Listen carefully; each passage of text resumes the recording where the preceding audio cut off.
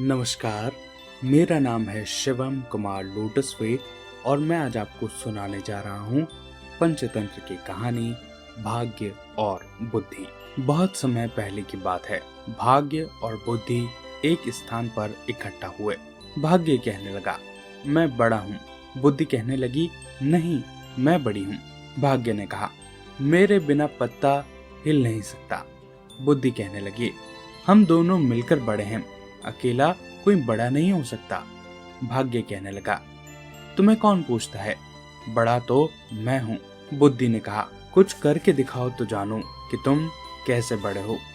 भाग्य ने कहा, अच्छी बात है। वह सामने खेत में एक किसान बैठा हुआ था, मैं उसका भाग्य बनाकर दिखाता हूँ। भाग्य किसान के पास चला गया। किसान के पास बहुत थोड़ी सी जमीन थी। उसने उस जमीन में ज्वार बो दी। जब ज्वार उगी और उसकी बालियां निकलने लगी तो किसान ने खेत के पास में ही एक झोपड़ी बना ली। ज्वार की बालियों में दाने आने लगे। भाग्य ने उन दानों को मोती बना दिया, किंतु किसान में बुद्धि नहीं थी, इसलिए उन मोतियों को देखकर किसान उदास हो गया। उसने स्वयं से कहा, इन बालियों में ज्वार के बजाय पत्थर पड़ गए हैं, ये मेरे किस काम आएंगे। उधर से एक राजा और उसका मंत्री गुजर रहे थे। मंत्री ने राजा से कहा, देखिए महाराज, इस किसान के ज्वार में मोती ही मोती लगे हुए हैं, यह तो कोई बहुत ही धनी किसान जान पड़ता है। राजा ने कहा, तनिक एक बाली तोड़कर तो लाओ। मंत्री ने किसान से पूछा, भाई मैं एक बाली तोड़ लूं? किसान ने उदासी से उत्तर दिया, एक की बजाय 10 तोड़ लो, इनमें तो पत्थर ही लगे हुए हैं, मुझे पत्थरों से क्या लेना देना। मंत्री ने एक बाली के बजाय 2 बालियां तोड़ ली और राजा से कहा, महाराज, ये किसान कितना विनम्र है, जो मोतियों को पत्थर कहता है। इसे धन की कोई परवाह ही नहीं। आप इसके साथ अपनी बेटी का रिश्ता कर दीजिए। राजा ने मंत्री के कहने पर किसान के हाथ पर शगुन का रुपया रख दिया। किसान ने बहुत इनकार किया, मैं तो गरीब हूँ, मुझसे आपको क्या लेना है। मंत्री ने राजा से कहा, देखा महाराज, इसे धन दौलत का रत्ती भर भी लालच नहीं है। विवाह का दिन निश्चित हो गया। जिस दिन बारात जानी थी, उस दिन बारात में किसान के साथ जाने के लिए कोई भी तैयार नहीं हुआ। लोग कहने लगे, राजा इसे अपनी बेटी कहाँ ब्याहने लगा, वह इसे और कुछ ही दे देगा, कहीं से फांसी न लगा दे। उसके साथ जाकर हमें क्या मरना है। उसके निकट संबंधी भी उसके साथ जाने के लिए तैयार न हुए। किसान ने किसी प्रकार अपने कुछ मित्रों को चलने के लिए रजामंद कर लिया। स्वयं किसान ने खद्दर के कपड़े पहने थे। जब बारात राजमहल के सामने पहुंची तो मंत्री ने राजा से कहा, देखिए महाराज, किसान को अभी तक रुपए पैसों का रत्ती भर भी अहंकार नहीं है। दूसरे दिन राजा ने अपनी बेटी का विवाह किसान के साथ कर दिया। राजा ने अपनी बेटी को खूब सारे गहने दिए। राजा का कोई पुत्र नहीं था, इसलिए राजा ने किसान को अपने महल में घर जमाई रख लिया। उनके रहने के लिए एक बहुत सुंदर महल दिया।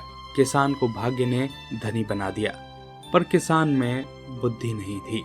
जब राजा की बेटी रात को खाना लेकर उसके पास आई, उसने बहुत ही सुंदर कपड़े और गहने पहन रखे थे। किसान उसे देखकर डर गया। उसने राजकुमारी को डायन समझा, जो उसे खाना देने के लिए आ रही थी। वह भयभीत होकर भाग गया और महल के पास बहने वाली नदी में कूद पड़ा। राजकुमारी ने अपने पिता को सारी बात बताई। राजकुमारी ने कहा, पिताजी, आपने किस मूर्ख के साथ मेरा विवाह कर दिया है, वह तो पागल है। राजा ने किसान को पकड़ने का हुक्म दिया। सिपाही दौड़ पड़े और उन्होंने नदी में से किसान को निकाला, उसे हथकड़ी लगाई और राजा के पास ले आए। राजा ने उसे मौत का दंड दे दिया। अब बुद्धि ने भाग्य से कहा, अगर तुम बड़े हो तो किसान को बचा लो।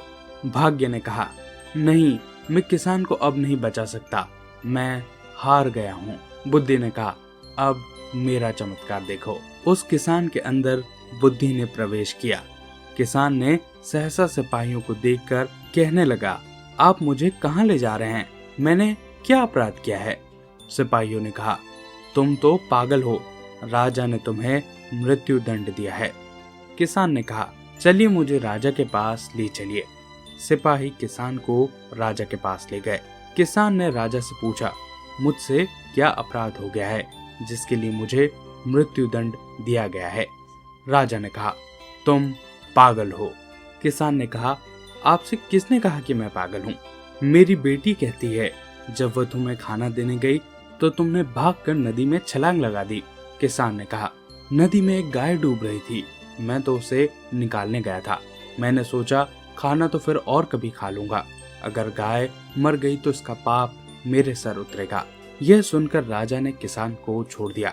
उसके बाद राजा ने जितनी बातें पूछी, किसान ने सबका तर्क संगत उत्तर दिया। संतुष्ट होकर राजा ने अपना सारा राज्य किसान को सौंप दिया और उसे अपना उत्तराधिकारी बना दिया।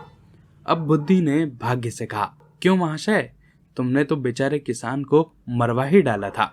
देखो भला, मैंने उसे बचा लिया। सच बात तो यह है कि हम दोनों मिलकर ही बड़े हैं, अकेले अकेले आप में कोई भी नहीं बड़ा है।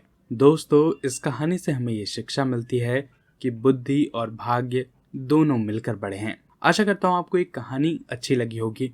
अगर आप ऐसी और कहानियां सुनना चाहते हैं तो प्लीज चैनल को सब्सक्राइब कीजिए। अपने आसपास सफाई बनाए रखें, एक पेड़ जरूर लगाएं। बहुत